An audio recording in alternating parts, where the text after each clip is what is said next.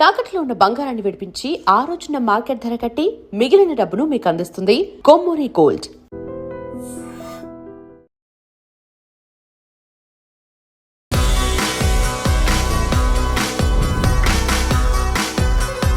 కర్మ అనేది డబ్బులున్న వాళ్ళకి ఏం కాదు, ఈ పూర్ వాళ్ళకే కదా ఏదైనా కష్టాలైనా ప్రాబ్లమ్స్ అయినా కానీ. ఒక వ్యక్తి తను చేసే పని ఏంటి అంటే ఎదుటి వ్యక్తి చేసే పని ఏంటని ఆలోచించకుండా మనం వాళ్ళు హ్యాపీగా ఉన్నారు మనం బాధపడుతున్నాము అనే ఆలోచన అసలు ఫస్ట్ రాకూడదు. వాళ్ళకి డబ్బు ఉంది కదా అని కర్మ రాకపోవటం కాదు, వీళ్ళకి డబ్బు లేదు కదా అని కర్మ వచ్చిందని కాదు. కర్మ అనేది రిజల్ట్. ఇది ప్రీ ప్రోగ్రామ్డ్, అంటే ఇది ముందే నిర్ణయించబడి వీళ్ళ జీవితాలు నడుస్తున్నాయి. పేదరికం లేదా ధనవంతులు అనేది కాదు, కానీ ఖచ్చితంగా కర్మ ప్రతి ఒక్కరికి పనిచేస్తుంది. అంటే పేదరికంలో పుట్టేది, ధనిక కుటుంబంలో పుట్టేది కూడా కర్మ ప్రకారమే అలా పుడతారు అని అంటున్నారు. తప్పులు చేస్తున్న ధనవంతులుగా ఉన్నారు అంటే ఇప్పుడు వాళ్ళ జీవితంలో వాళ్ళకి అనుభవించే దాని గురించి మనం ఆలోచించవద్దు. కర్మ అనేది నిజం, మనం కర్మను నమ్మాలి, ధర్మంగా ఉండాలి. ఐడ్రీమ్ ప్రేక్షకులకు నమస్కారం. ధర్మ వర్సెస్ కర్మ కార్యక్రమానికి స్వాగతం. ఈ ధర్మ వర్సెస్ కర్మ కార్యక్రమాన్ని మీరు చాలా ఆదరిస్తున్నారు, అందుకు చాలా ధన్యవాదాలు. లాస్ట్ టైం నేను చెప్పడం జరిగింది, మీకు కర్మకి సంబంధించి ఏమైనా డౌట్స్ ఉంటే కింద కమెంట్స్ రూపంలో మెన్షన్ చేయాలని. ఆ క్వశ్చన్స్ నేను డాక్టర్ హరిత గోగినేనిని అడుగుతానని మీకు చెప్పడం జరిగింది. అదేవిధంగా చాలామంది ప్రేక్షకులు వాళ్ళకున్న డౌట్స్ని కింద కమెంట్ రూపంలో మెన్షన్ చేశారు. అవన్నీ క్వశ్చన్స్ కూడా నేను అడగబోతూ ఉన్నాను. మనతో త్రివర్ణ గురుపీఠం హీలింగ్ కర్మ గైడింగ్ సోల్ వ్యవస్థాపకురాలు డాక్టర్ హరిత గోగినేని గారు ఉన్నారు. మాట్లాడదాం. నమస్తే అమ్మ. నమస్తే శ్రీ. సో చాలా ఆదరిస్తూ ఉన్నారండి ఈ ప్రోగ్రామ్ని. మీరు చెప్పిన కర్మ గురించి మీరు ఏవైతే విషయాలు చెప్తూ ఉన్నారో చాలామంది ఇంట్రెస్టింగ్గా ఉన్నారు అండ్ తెలుసుకోవాలనుకుంటున్నారు. కొన్ని కమెంట్స్ రూపంలో మెన్షన్ చేశారు, అవి నేను మిమ్మల్ని అడుగుతాను. సో ఈ ఐడి కరెక్ట్గా కనిపించలేదు, కానీ ఒక అతను అడిగారన్నమాట, ఏదైనా కానీ ఈ కర్మ అనేది డబ్బులు ఉన్న వాళ్ళకి ఏం కాదు, ఈ పూర్ వాళ్ళకే కదా ఏదైనా కష్టాలైనా ప్రాబ్లమ్స్ అయినా కానీ. అంటే కర్మ అంటే కేవలం అంటే డబ్బు లేని వాళ్ళకేనా అని ఆయన క్వశ్చన్. సో దీనికి మీ ఆన్సర్? ఐడ్రీమ్ ప్రేక్షకులకు నమస్కారం. ముందుగా నువ్వు చాలా మంచి జాబ్ చేస్తున్నావు శ్రీ, అది నేను ఎప్పుడు అప్రిషియేట్ చేయాలనుకుంటున్నా. చాలామందికి తెలీదు, ఎంతసేపు ఒక అమ్మాయి ఇప్పుడు ఇక్కడ కూర్చుంటే తన వేషధారణ అవి చూస్తున్నారు తప్ప ఇంటెన్షన్ ఎవరు చూడట్లేదు. ఈ ఆలోచన పద్ధతే కూడా కర్మకి సంబంధించిందే అనమాట. అంటే ఒక వ్యక్తి తను చేసే పని ఏంటి అంటే ఎదుటి వ్యక్తి చేసే పని ఏంటని ఆలోచించకుండా వాళ్ళ వేషధారణ వాటి గురించి మాట్లాడుతున్నారు అంటే వాళ్ళ స్థాయి చాలా చిన్నగా ఉంటుంది. నేను ఎందుకు అప్రిషియేట్ చేస్తున్నానంటే నువ్వు చాలా ఇంట్రెస్ట్గా, అంటే ఇలాంటి సబ్జెక్ట్ నువ్వు తెలుసుకోవాలి అని, తర్వాత నలుగురికి తెలియాలి అని చెప్పి ఎప్పుడు మిస్ కాకుండా ఒక ప్రాపర్ స్కెడ్యూల్ ప్రకారం మనని ఈ సెషన్స్ పెడుతున్నావు, దానికి నేను అప్రిషియేట్ చేస్తున్నా. అండ్ రెండోది, ఏదైతే ఇప్పుడు నువ్వు క్వశ్చన్ చేసావో నేనేమంటున్నానంటే ఇది ఇంతకుముందు కూడా మనం మాట్లాడాం. ఎప్పుడు మనం వాళ్ళు హ్యాపీగా ఉన్నారు మనం బాధపడుతున్నాము అనే ఆలోచన అసలు ఫస్ట్ రాకూడదు. అది వాళ్ళ జీవితం, ఇది మన జీవితం. వాళ్ళకి డబ్బు ఉంది కదా అని కర్మ రాకపోవటం కాదు, వీళ్ళకి డబ్బు లేదు కదా అని కర్మ వచ్చిందని కాదు. అసలు ఫస్ట్ ఆఫ్ ఆల్ నేను ఏం చెప్తున్నానంటే కర్మ అనేది పనిష్మెంట్ కాదు, కర్మ అనేది రిజల్ట్స్. అంటే మనం చేసిన పనికి వచ్చిన ఫలితాలని అనుభవించేది. వాళ్ళకి జీవితంలో మంచిగా అంటే ధనంతో కూడిన జీవితం ఉండాలని వాళ్ళకి జన్మలో వచ్చిన ప్యాకేజీలో వాళ్ళు అదే అనుభవిస్తున్నారు. ఇక్కడ నీకు పేదరికంలో ఉండాలి అన్న ఒక ప్యాకేజీతో వీళ్ళు అనుభవిస్తున్నారు. అంటే ఏంటి, ఇది ప్రీ ప్రోగ్రామ్డ్, అంటే ఇది ముందే నిర్ణయించబడి వీళ్ళ జీవితాలు నడుస్తున్నాయి.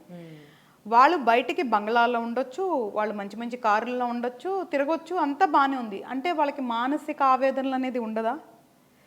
ఉంటుంది. అంటే నేనేమంటాను అంటే ఒక అందమైన బంగ్లాలో ఉండి మానసిక ఆవేదన ఉంటే అది కూడా వాళ్ళు అనుభవిస్తున్నట్లే కదా. పూరి గుడిసెలో ఉండి సంతోషంగా ఉన్నాము అంటే ఇది గొప్ప విషయమే కదా. ఇక్కడ సమస్యల గురించి మాట్లాడాలి. పేదరికం లేదా ధనవంతులు అనేది కాదు ఇక్కడ సమస్యలు. చాలామంది ఇప్పుడు అన్నారు కోర్ట్స్ కేసెస్లో తిరగటం కానీ బాధలు అనుభవిస్తాం కానీ ఇట్లా అన్నీ జరుగుతున్నాయి అంటే అవును, అదంతా మనం చేసుకున్న వాటికి, అంటే అది పూర్వజన్మ కావచ్చు, జన్మల్లో కావచ్చు, ఈ జన్మలో కావచ్చు, చేసుకున్న వాటికి మనం అనుభవించే ఫలితాలు అవి.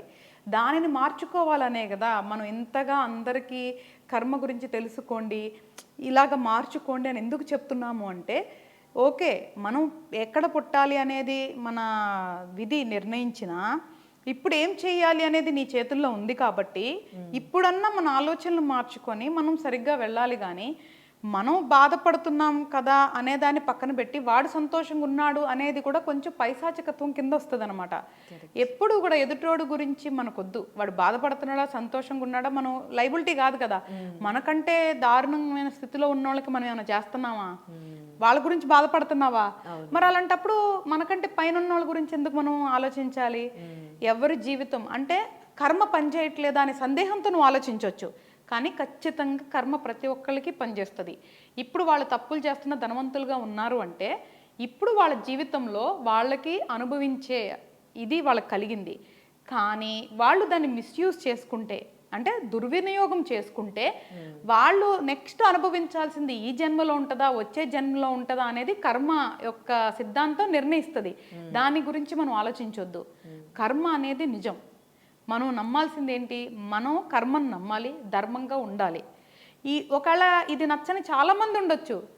మనమేమి బలవంతం పెట్టట్లేదు నమ్మమని. నమ్మితే జీవితాన్ని మార్చుకోవాలనుకుంటే మార్చుకోండి. లేదా వాళ్ళు బాగున్నారు వీళ్ళు బాగున్నారు అని అనుకుంటే మన జీవితం ఇలాగే ఉంటుంది. మన జీవితంలో ఏముంది? మన జీవితాన్ని మనం ఎలా సరి చేసుకోవాలి? మన జీవితాన్ని ఎట్లా బాగు చేసుకోవాలి?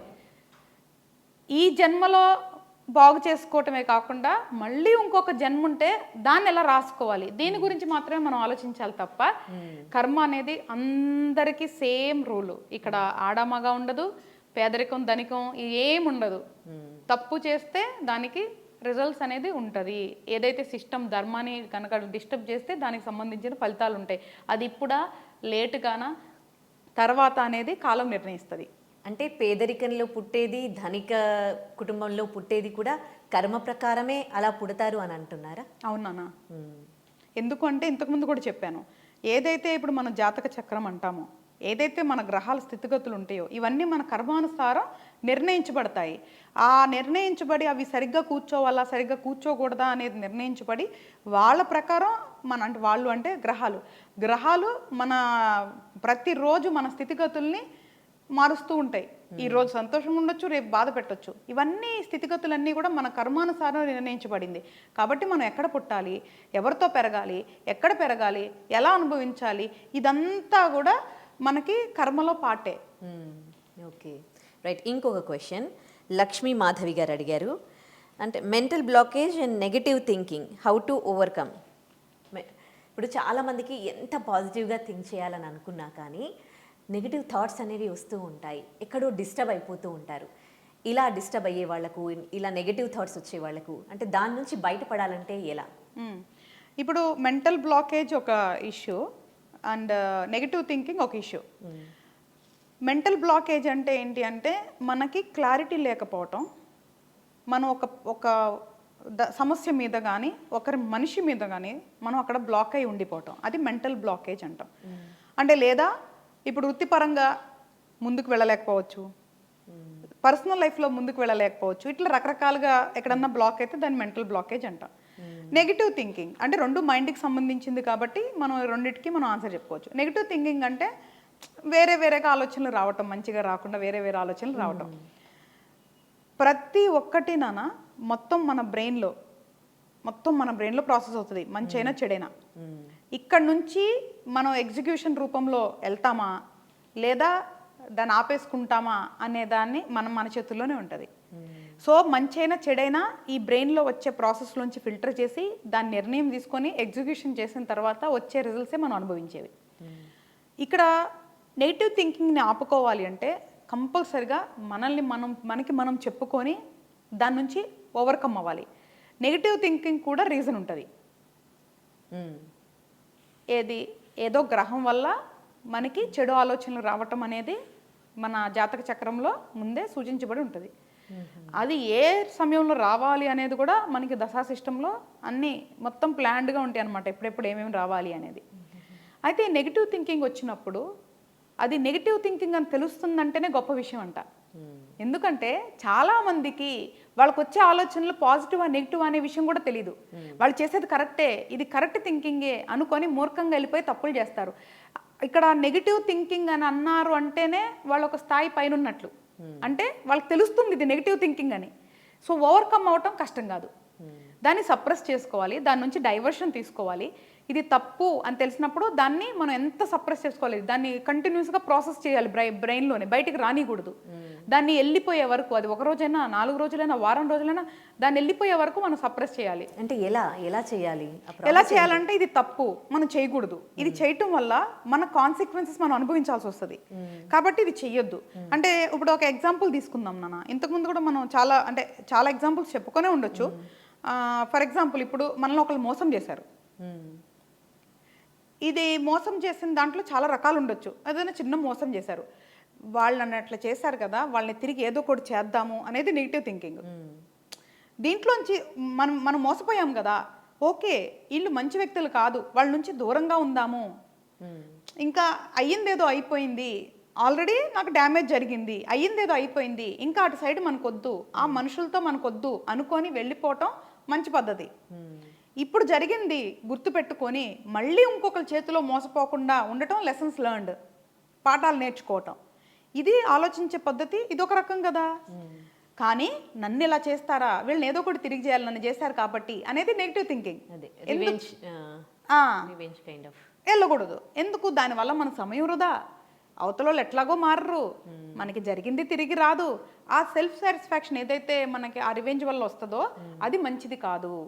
కాబట్టి వాళ్ళు ఏం చేశారు అనేది మనం నేర్చుకున్నాం, అది మన కార్మిక్ లెసన్ కాబట్టి అది అక్కడితో వదిలేసి ఇక్కడ నుంచి ఏంటి అనే మన జీవితం చూసుకోవాలి తప్ప వాళ్ళ మీద రివెంజ్ తీసుకోవాలి, లేదా వాళ్ళని బాధ పెట్టాలి, మాటలతో హింసించాలి, ఇంకోటి మనం చేయకూడదు. అది నెగిటివ్ థింకింగ్ కింద వస్తుంది. అప్పుడు మనం ఏం చేయాలి? వచ్చినప్పుడు సప్రెస్ చేసుకోవాలి, మనకి ఇష్టమైన పనుల మీద ఎక్కువ శ్రద్ధ పెట్టాలి, నచ్చిన పాటలు వినాలి, నచ్చిన మనుషులతో మాట్లాడుకోవాలి, నచ్చిన మూవీసో సీరియల్సో ఏదో చూస్తారు కదా, వీడియోసో కామెడీ వీడియోసో చూసుకోవాలి. అంటే డైవర్షన్ తీసుకోవాలి, ఆలోచన నుంచి ఎలా తప్పించుకోవాలి అనే దానికి మనం కసరత్తు చేయాల్సిందే. ఎందుకంటే ఆలోచన నుంచి పారిపోవటం అనేది సామాన్య విషయం కాదు అది. ఎందుకంటే ఒక మనిషిని వేధించేది ఆలోచనలే. సో ఆలోచన నుంచి మనం ఎంత ఈజీగా పారిపోవచ్చు అనే మార్గాలు మనం ఎంచుకొని అది సప్రెస్ అయ్యే వరకు దాని మీద మనం డైవర్షన్ తీసుకొని ఆ యొక్క ఏదైతే ఫీలింగ్ ఉందో దాన్ని లెట్ ఇట్ గో చేయాలి. నెగిటివ్ థాట్స్ అంటే ఇంకా రకరకాలుగా ఉంటాయి. ఇప్పుడు మనకి ఎవరినైనా బాగా ఇష్టపడతాము, పిల్లల్ని బాగా ఇష్టపడతాం, వాళ్ళకి ఏమన్నా అవుద్దేమో అని అలా నెగిటివ్ థాట్స్ రావడం. అసలు అలాంటి నెగిటివ్ థాట్స్ ఎందుకు వస్తాయి? అప్పుడు ఏం చేయాలి? అది నెగిటివ్ థాట్స్లో ఇది యాక్చువల్గా ఇప్పుడు నువ్వు చెప్పేది కూడా చాలా పెద్ద సమస్య తల్లి, అది కూడా అగైన్ చాలా పెద్ద సబ్జెక్ట్. చాలామంది ఏంటి అంటే ఇదే నేను చెప్పింది, సెల్ఫ్ రియలైజేషన్ అవ్వరు. అంటే మనకి నేను ఎప్పుడు ఏమని చెప్తానంటే మనం ఏంటి అనేది తెలుసుకోమంటున్నా. అసలు మనం ఎందుకు పుట్టాం, ఇదేంటి మన జీవితం, ఈ బంధాలు ఏంటి, అసలు కర్మ ఏంటనేది తెలుసుకోమంటున్నా. ఎప్పుడైతే తెలుసుకుంటామో, ఎప్పుడైతే సెల్ఫ్ రియలైజేషన్ అవుతామో ఈ బంధాల నుంచి మనకు విముక్తి ఉంటుంది, అప్పుడే భయం నుంచి విముక్తి వస్తుంది. ఇప్పుడు మనకు వచ్చేది ఏంటి, బంధానికి మనం లోబడి ఉండటం వల్ల వచ్చే భయం. దాని నుంచి బయటపడాలంటే ముందు అసలు నువ్వేంటి, అసలు ఎందుకు నీకు ఈ బంధం ఏంటి అనేది అర్థం చేసుకొని ఆ బంధం బాధ్యతల నుంచి నువ్వు మెంటల్గా ఆ బ్లాకేజ్ క్లియర్ చేసుకోవాలి. ఎప్పుడైతే మనం అది క్లియర్ చేసుకుంటామో ఆ ఫియర్ నుంచి బయటకు వచ్చేస్తామో. ఇప్పుడు మన జీవితం ఏదైతే నడుస్తుందో, ఇది ఏదైతే మనం కర్మ లేదంటే విధి అనుకుంటున్నామో, నీ భర్త అవ్వచ్చు, నీ భార్య అవ్వచ్చు, నీ తల్లిదండ్రులు అవ్వచ్చు, నీ సిస్టర్స్ అండ్ బ్రదర్స్ అవ్వచ్చు, లేదా నీ పిల్లలు అవ్వచ్చు, వీళ్ళందరూ కూడా వాళ్ళ ఇండివిజువల్ విధి నడుస్తుంది. మనం ఏమి వాళ్ళనేమి సృష్టించలేదు కదా. కానీ ఒక విషయం, ఈ బంధాలు అనేవి మనుషులకే ఉంటాయి కదా, జంతువులకు ఇంకెవరికో ఉంటాయి కదా. అసలు మనిషిని ఇట్లా పుట్టించింది బంధాలతోని ఆ భగవంతుడే కదా. అలా ఎలా అనుకుంటావు తల్లి? ఈ బంధాలు అనేది వీటి నుంచి బయటపడి మన యొక్క ఆత్మ మోక్ష మార్గంలో వెళ్ళాలి కాబట్టి ఇవన్నీ సృష్టించే మాట నువ్వు అన్నట్లు వాస్తవమే. కానీ దానికి బందీ అయి ఉండమని ఎక్కడ చెప్పలేదే. బాధ్యత వేరు, బందీ అవటం వేరు. ఎప్పుడైతే నువ్వు బందీ అవుతావో బలహీనురాలు అవుతావు. బాధ్యత బలాన్ని ఇస్తుంది. నీ పిల్లలకి నీ చదివించాలి అనేది బాధ్యత, దానికి నేను డబ్బు సంపాదించాలి మంచిగా అనుకోవటం నీ బలం. అమ్మో వాళ్ళకి ఏమైనా అయిపోతుందేమో, ఏం చెయ్యాలి అనేది భయం. దానివల్ల నువ్వు మానసికంగా మొత్తం ఇదైపోతావు. నేనేమంటున్నాను, ఒక బంధాన్ని బాధ్యతగా తీసుకోమంటున్నా, వదిలేమని చెప్పట్లేదు నేనేమి. ఒక బంధం యొక్క అర్థం ఏంటి, ఏదో జన్మలో అనుకున్న రుణం వల్ల ఈ రోజున మనం ఆ బంధాన్ని తీర్చుకుంటున్నాము. అది మన బాధ్యత. ఇప్పుడు నువ్వు లోన్ తీసుకున్నావు, అది రుణమే కదా. నువ్వు కార్ లోన్ తీసుకున్నావు, దాన్ని ఏమంటావు? రుణమే కదా. తెలుగులో రుణమే కదా అంటాం లోన్ని. నువ్వు ఎవ్రీ మంత్ ఏం చేయాలి? అమౌంట్ కట్టేసేయాలి, రుణం కట్టేసేయాలి. ఈఎంఐలో నువ్వు వాయిదా అంటే నెలసరి వాయిదాలు కట్టాలి. నెలసరి వాయిదా కట్టడం నీదేంటిది? బాధ్యత కదా. అంటే లోను అనేది నీకు రుణం అయినప్పుడు నెలసరి నువ్వు ఏదైతే వాయిదాలు కడుతున్నావో అది నీ బాధ్యత. దానికోసం నువ్వేం చేయాలి? ఆ డబ్బు నువ్వు కట్టాలంటే ఏం చేయాలి? సంపాదించాలి కదా. అప్పుడు అంటే అది కట్టాలి అని ఒక మోటివేషన్తో నువ్వు సంపాదించి దాన్ని కడుతున్నావు కదా. అంటే నీకు ఒక కోరిక, కారు కొనుక్కోవాలి, ఇల్లు కొనుక్కోవాలని నీ కోరిక. ఆ కోరిక నెరవేర్చుకోవడానికి మొత్తం డబ్బు పెట్టలేం కాబట్టి కొంత మన దగ్గర ఉన్న డబ్బు పెట్టి కొంత రుణం తీసుకొని వచ్చి నెల దాన్ని కడతం కోసం మళ్ళీ మనం ఉద్యోగమో వ్యాపారమో చేసి దాన్ని కడుతున్నాం. ఈ సైకిల్ నీకు అర్థమైంది కదా. మనుషుల బంధాలు కూడా ఇలాగే చూడాలి. సో పిల్లలు నీ బాధ్యత, వాళ్ళని పోషించటం, వాళ్ళకి బట్టలు కొనటం, వాళ్ళకి స్కూల్ ఫీజులు కడతాం. నువ్వు నెలసరి వాయిదాల్లోనే కడుతున్నావు అంటే వాళ్ళ రుణం తీర్చుకుంటున్నావు.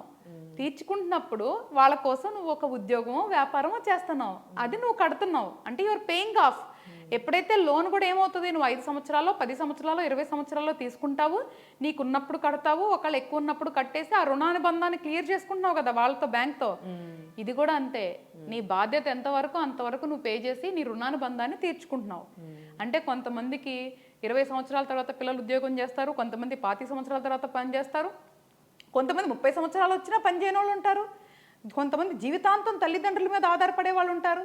కాబట్టి నీ రుణానుబంధము నీ యొక్క లెక్కలు బట్టి ఉంటుంది. అది ప్రతి ఒక్కరికి ఒకేలాగా ఉండదు.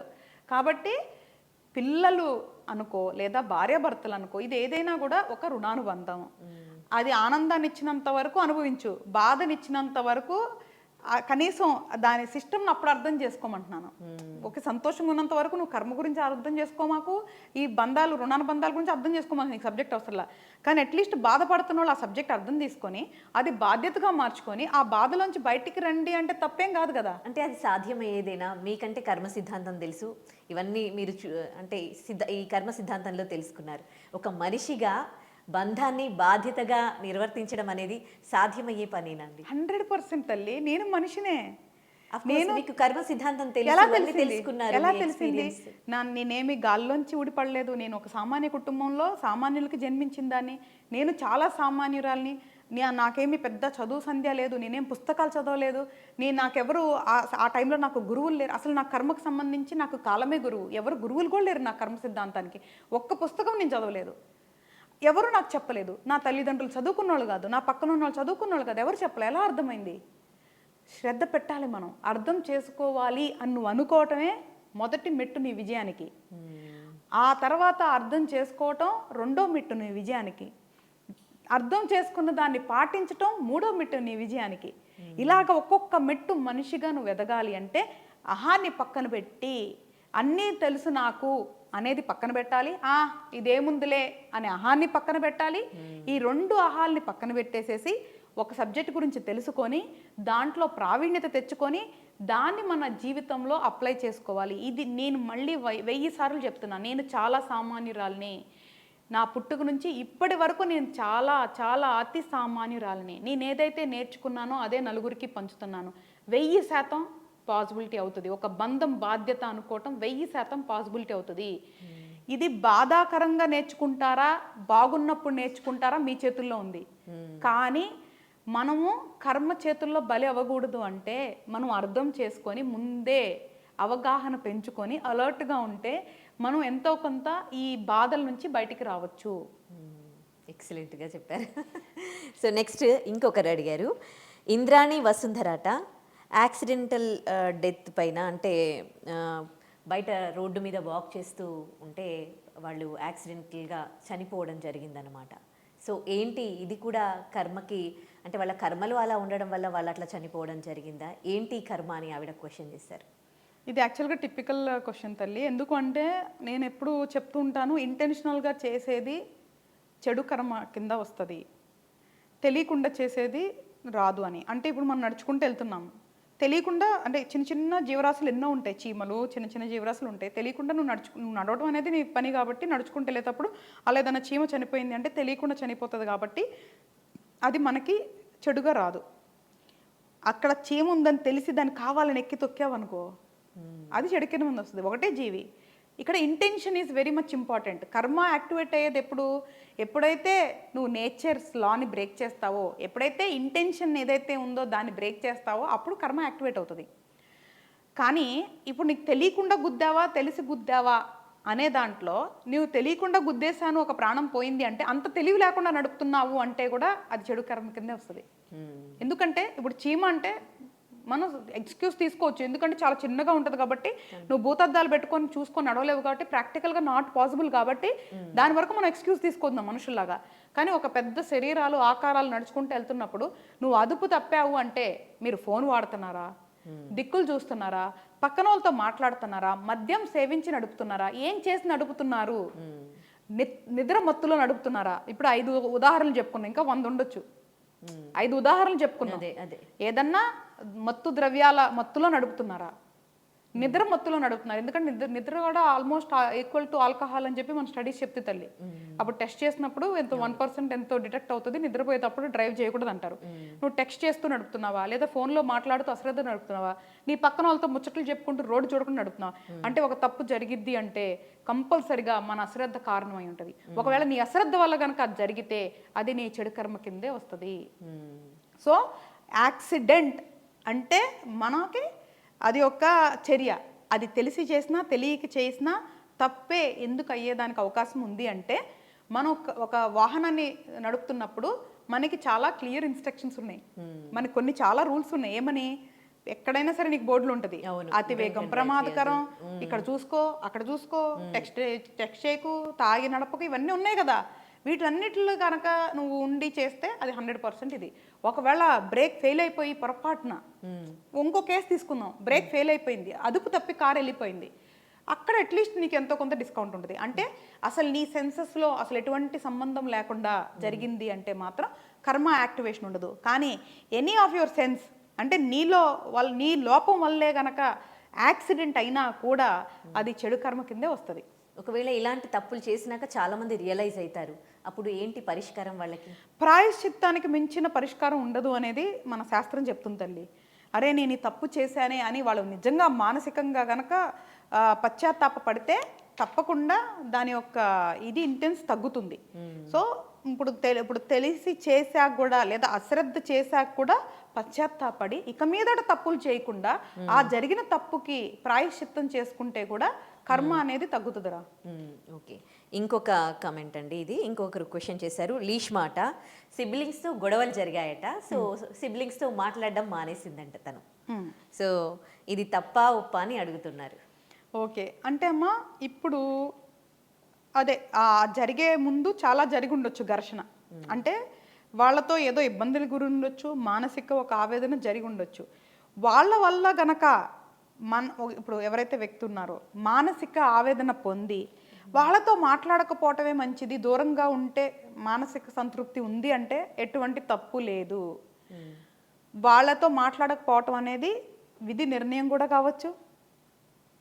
అంటే ఆల్రెడీ గ్రహాలు ఆ టైంలో డిసైడ్ చేసి ఉండొచ్చు వీళ్ళని విడగొట్టాలని.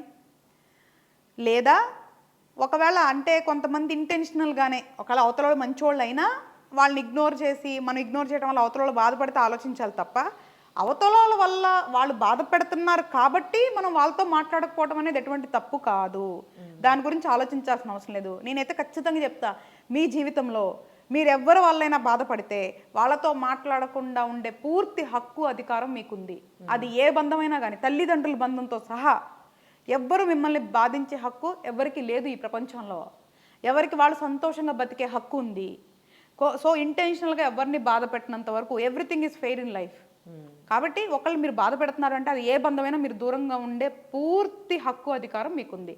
కాబట్టి దాని గురించి మీరు ఆలోచించాల్సిన అవసరమే లేదు. కొంతమంది చాలా ఇన్నోసెన్స్ ఉంటారు, అంటే చాలా ఎట్లాంటి సెన్సిటివ్ పీపుల్ ఉంటారు. ఎదుటి వ్యక్తి ఇప్పుడు సంబంధం ఉన్న వ్యక్తి మన ఇంట్లో వాళ్ళు మన వాళ్ళు ఏదైనా ఏమన్నా అంటే మనం బాధపడితే ఒక అర్థం ఉంది. కానీ సంబంధం లేని వ్యక్తి కూడా యాటిట్యూడ్ చూయించినా వాళ్ళ బిహేవియర్తో బాధ పెట్టినా బాధపడుతూ ఉంటారు. సో ఇది ఏంటి అంటే how to become strong and confident అలాంటి వాళ్ళతో మనం ఎందుకు బాధపడాలి, ఎందుకు అట్లా ఫీల్ అవుతారు? అది కూడా కర్మ ప్రకారమే వాళ్ళ ఇన్నోసెంట్గా ప్రతి దానికి బాధపడడము ఇదంతా ఏంటి? నువ్వు అన్న పాయింట్ ఉంది కదా తల్లి, ఇన్నోసెంట్గా పుడతారా, ఓకే. ఏదైతే వ్యక్తిత్వం ఉంటుందో అది కర్మానుసారం వచ్చినా ఇప్పుడు నువ్వు బాధపడాలా, ఆ బాధ నుంచి విముక్తి పొందాలనేది నీ చేతుల్లోనే ఉంది. That comes under free will. మనం ఫ్రీ విల్ గురించి మాట్లాడుకున్నాం కదా ప్రీవియస్ ఎపిసోడ్లో. సో ఈ ఫ్రీ విల్ అనే దాంట్లో నీకు పూర్తి స్వేచ్ఛ స్వతంత్రాలు ఉన్నాయి. నేను ఈ బంధంలో కానీ ఈ మనిషితో బాధపడాలా బయటపడాలా అనేది పూర్తి హక్కు నీకు ఉంటుంది. ఇప్పుడు ఏం జరిగింది, ప్రారంధ కర్మ ప్రకారం అంటే ఆల్రెడీ రిటర్న్ కర్మ ప్రకారం ఈ వ్యక్తితో నువ్వు బాధపడుతున్నావు. కానీ ఇప్పుడు నువ్వు బాధపడాలా లేదా అనేది ఆగామి కర్మ, అంటే ప్రజెంట్ చేసుకునే కర్మ. అది నీ చేతుల్లో ఉంది, ఫ్రీ విల్. నువ్వు డెసిషన్ తీసుకో. ఆ బంధం నుంచి ఏదైతే ఒక మనిషి అంటే బంధమే కదా, ఆ బంధం నుంచి నువ్వు బయటపడాలా లేదా అనేది ఇప్పుడు నీకు ఫ్రీ విల్లో ఉంది. అది నువ్వు డిసిషన్ తీసుకోవచ్చు. దానికి అమాయకత్వం అని పేరు పెట్టుకొని ముసుగులో బాధపడాల్సిన అవసరం లేదు. ఒకవేళ బాధ సంతోషంగా ఉంటే బాధపడచ్చు, తప్పేం లేదు. బాధపడతాం కూడా కొంతమంది సంతోషంగానే ఉంటుంది, అప్పుడు కూడా తప్పేం లేదు. ఎదుటిని బాధ పెట్టకూడదని చాలా మంది బాధపడుతుంటారు. నా జీవితంలో అలా చాలా సంఘటనలు జరిగినాయి. అంటే కొంతమందికి మన చుట్టితో ఉండే వాళ్ళకి ఎట్లా ఉంటుంది అంటే చాలా పైశాచికత్వం ఉంటుంది, చాలా సర్కాస్టిక్గా మాట్లాడతారు. ఎగ్జాక్ట్లీ. ఊరికి అంటే సరదాగా, అంటే చాలా సరదాగా అంటే అనేస్తారు. నువ్వు అడిగావు అనుకో సరదాగా అన్నా, కరెక్ట్. కానీ వాళ్ళ ఇంటెన్షన్ సరదాగా తల్లి. అవును, 100% నేను బాధ పెట్టాలనే. ఎగ్జాక్ట్లీ. దొరికితే దొంగ, దొరకపోతే దొర అని ఒక సామెత ఉంది. అంటే నువ్వు పట్టించుకున్నావు అనుకో సరదాగా అన్నా, లేదనుకో అమ్మయ్య అనేసా, తృప్తి పడతారు. అది పైశాచిక ఆనందం. అది కూడా కంపల్సరిగా చెడు కర్మని ఇస్తుంది తల్లి. ఎదుటి వాళ్ళని మానసికంగా కించపరిస్తే కంపల్సరిగా అది ధర్మానికి విరుద్ధమే. దానికి సంబంధించిన కర్మ వాళ్ళు అనుభవించాల్సిందే. కానీ నువ్వు అనటం వల్ల నువ్వెందుకు అనుభవించాలి? వాళ్ళకి ఇచ్చేయి ఆ కర్మ. నువ్వేం పట్టించుకో, మాకు వదిలేసాయి, తిరిగి అనమాకు, మనసులోనూ పెట్టుకోవద్దు. అరే పాపం అని జాలిపడు. నువ్వు అన్నావు చూస్తావా, ఈ స్థాయికి వెళ్ళాలంటే కష్టమే, కానీ అసంభవం అయితే కాదు. మైండ్ ట్యూన్ చేసుకోవాలి. డైలీ ప్రాక్టీస్ చేసుకుంటే ఒక రోజుకో, ఒక నెలకో, ఒక సంవత్సరానికో, ఒక డెకేడ్కో కంపల్సరీగా అవుతుంది తల్లి. ఎక్సలెంట్ మెసేజెస్ ఇస్తున్నారు ప్రతి దానికి కూడా. నెక్స్ట్ విఎస్వి ప్రసాద్ గారు ఇంకో క్వశ్చన్ అడిగారు, ఆర్ యూ సూపర్ ఉమెన్ అని. మిమ్మల్ని అస్సలు కాదు ప్రసాద్ గారు. ఎందుకంటే నేను ఎప్పుడు చెప్తాను, వెరీ క్లారిటీ, వెరీ క్లియర్. నేను చాలా సాధారణమైన మనిషిని. ఉమెన్ అని కూడా నేను కోట్ చేసుకోను, అది జెండర్ బేస్డ్. బట్ నేను చాలా సాధారణమైన మనిషిని, కాకపోతే మంచి మనిషిని. ఎందుకంటే నాకు తెలిసి అయితే మ్యాక్సిమం తెలియకుండా కూడా చాలా వరకు కూడా కాన్షియస్గా ఉంటా. బట్ తెలిసి అయితే ఈ రోజు వరకు ఒకళ్ళని మోసం చేద్దామని కానీ, ఒకళ్ళని బాధ పెడదామని కానీ నాకు ఉండదు, చిన్నప్పటి నుంచి లేదు. ఒకళ్ళ డబ్బు కోసం నేను ఆశపడను. ఏదైనా సరే నాదైనా పోగొట్టుకున్న సందర్భాలు ఉన్నాయి తప్ప ఒకళ్ళ దగ్గర బలవంతంగా నేనేం తీసుకోలేదు. ఒకళ్ళ మీద అంటే భగవంతుడు దయ వల్ల ఒకళ్ళ మీద ఆధారపడి నేను బతకలేదు. కాబట్టి నేను ఒక మంచి మనిషిని, కానీ చాలా సాధారణమైన మనిషిని. అర్థం చేసుకునే జ్ఞానం భగవంతుడు నాకు ఇచ్చాడు కాబట్టి మేబీ నాకు కొన్ని విషయాలు కొంత తొందరగా అర్థమై ఉండొచ్చు. దాన్ని నేను అర్థం చేసుకోవటమే కాకుండా ఫాలో కూడా అవుతున్నాను. కాబట్టి నా జీవితం కానీ, నాది ఏదైతే మానసిక స్థితి కానీ కొంచెం మెరుగుపడి ఉండొచ్చు అంతే. కాకపోతే మంచి మనిషిని కాబట్టి నాకు తెలిసింది నలుగురితో పంచుకోవాలనుకుంటున్నాను. నాలోనే ఉంచుకొని నేను ఒక్కదాన్నే బాగుపడాలి అనే స్వార్థంతో నేను లేను. ఎందుకంటే ఆ లైన్స్ అన్నిటిని నేను బ్రేక్ చేసి వచ్చేసాను కాబట్టి చెప్తున్నాను. బట్ కానీ నేను కాంప్లిమెంట్గానే తీసుకుంటాను ఆ క్వశ్చన్ని. రైట్. నెక్స్ట్ క్వశ్చన్, కిడ్స్ అదే పిల్లలు పుట్టడం లేట్ అవ్వడం అనేది కూడా కర్మలో భాగమేనా? అవును తల్లి. అంటే ఇప్పుడు ఎలా ఉందంటేనమ్మా, నేను ఇంతకుముందు కూడా వేరే మన దాంట్లోనే ఒక ఎపిసోడ్లో చెప్పాను, మనిషికి పెళ్ళి అవసరమా పిల్లల గురించి అనేది ఒక ఎపిసోడ్లో చెప్పున్నా. నేనేమంటున్నానంటే తల్లి, పెళ్ళి పిల్లలు అనేది పనిష్మెంట్ కాదు, అది గిఫ్ట్ కాదు, పనిష్మెంట్ కాదు, ఇట్స్ ఎ చాయిస్. నువ్వు పెళ్లి చేసుకోవాలా లేదా అనేది నీ చాయిస్, నువ్వు పిల్లలు కనాలనేది నీ చాయిస్.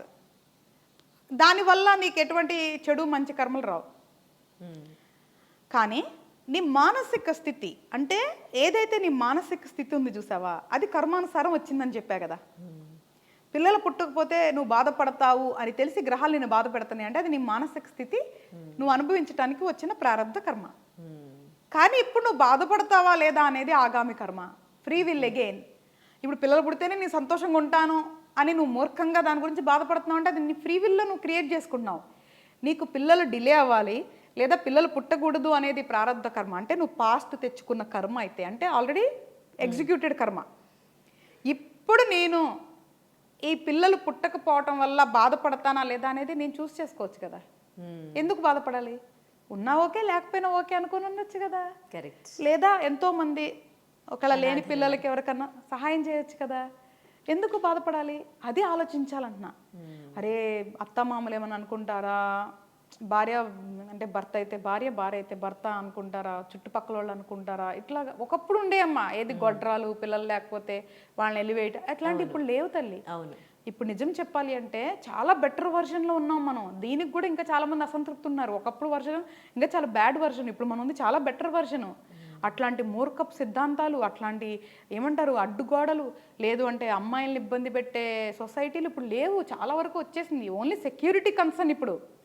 మిగతా చాలా సిద్ధాంతాల్లో మనం బ్రేక్ చేసుకుంటూ వచ్చేసాము. కాబట్టి ఇప్పుడు ఎవరు కూడా మీరు పిల్లలు ఉన్నారా లేదా అని మీ స్టేటస్ చూసి ఎవరు మీకు ఇచ్చేట్లా. ఈరోజు నువ్వు స్టేటస్ కానీ లేదా నీ క్యారెక్టర్ కానీ బాగుంది అంటే వాల్యూ ఇస్తుంది ఇప్పుడు. సో చాలా వరకు అడ్వాన్స్ వచ్చేస్తున్నాం మనం. పిల్లలు పుట్టితే పుట్టకపోతే బాధపడేది అనేది కంప్లీట్గా మీ ఫ్రీ విల్. అది కర్మానుసారం వచ్చినా ఇప్పుడు మీరు బాధపడతారు అనేది మీ చేతుల్లో ఉంది. కాబట్టి అది ఎంత నీడు అనే దాని మీద మీరు వెళ్ళండి. ఒకవేళ అంటే చాలా మందికి నచ్చపోవచ్చు తల్లి, నేను అదే అడుగుతాను. ఒకవేళ లేదు అంటే ఏంటి? ఇక్కడ నువ్వే ఉండవు, నేను నుంచి వచ్చేవాళ్ళు ఉండాలి అనుకుంటున్నావు అంటే ఏంటి? అంటే ఇది సెల్ఫ్ రియలైజేషన్ అవ్వలేని వాళ్ళందరూ ఇదే ఆలోచిస్తారమ్మా. సంసారం పిల్లలు అనే వాళ్ళందరూ కూడా సెల్ఫ్ రియలైజేషన్ అంటే ఆత్మ సాక్షాత్కారం అవున వాళ్ళందరూ ఆలోచిస్తారు. ఇక్కడ నువ్వే ఉండవు, ఈ జన్మలో నీ ఆత్మ ఇందులో ఉంటుంది, వచ్చే ఒకళ్ళ జన్మ ఉంటే ఎక్కడ ఉంటావో నువ్వు తెలీదు. అసలు ఇప్పుడు ఈ జన్మలో నీకు పుట్టిన వాళ్ళు నువ్వు పోయిన తర్వాత నీకు గుర్తుండరు, మళ్ళీ జన్మలో నీకు గుర్తుండరు. ఎందుకు? ఆస్తులు అనుభవించడానికా పిల్లలు? అంటే ఆలోచన ధోరణి కొంచెం మారాలి మన దగ్గర. కరెక్ట్. అందుకనే పిల్లలు డిలే అయ్యవచ్చు. అది డెఫినెట్గా కర్మానుసారం గ్రహానుసారం మన బాడీ నేచర్ని ముందే సృష్టిస్తుంది కాబట్టి ఇట్ ఈస్ ప్రీ ప్యాకేజ్. కానీ దాని గురించి బాధపడతాం, సంతోషపడతాం మాత్రం మన ఫ్రీ విల్. సో అందుకే చెప్తుంది మన యొక్క మానసిక స్థితిని మనం ట్యూన్ చేసుకోవాలి. మన బాధ మన సంతోషం మన చేతుల్లోనే ఉంటాయి, వేరే వాళ్ళ చేతుల్లో ఉండవు. ఇది మీరు గుర్తుంచుకోవాల్సిన విషయం. థ్యాంక్ యూ సో మచ్ హరిత గారు. ఆల్మోస్ట్ అన్ని కమెంట్స్కి కూడా మనము రిప్లై చేసాము అండ్ చాలా చాలా హ్యాపీగా అనిపించింది. అంటే మీరు ఏంటంటే మీరు చెప్పే ఆన్సర్స్ సోల్ని చాలా హ్యాపీగా ఉంచుకోవాలి, ఒకరిని బాధించకుండా మనకు నచ్చినట్టుగా మనం హ్యాపీగా బతకాలి అని చెప్తూ ఉంటారు. చాలా మంచి విషయాలు తెలియజేశారు. Thank you.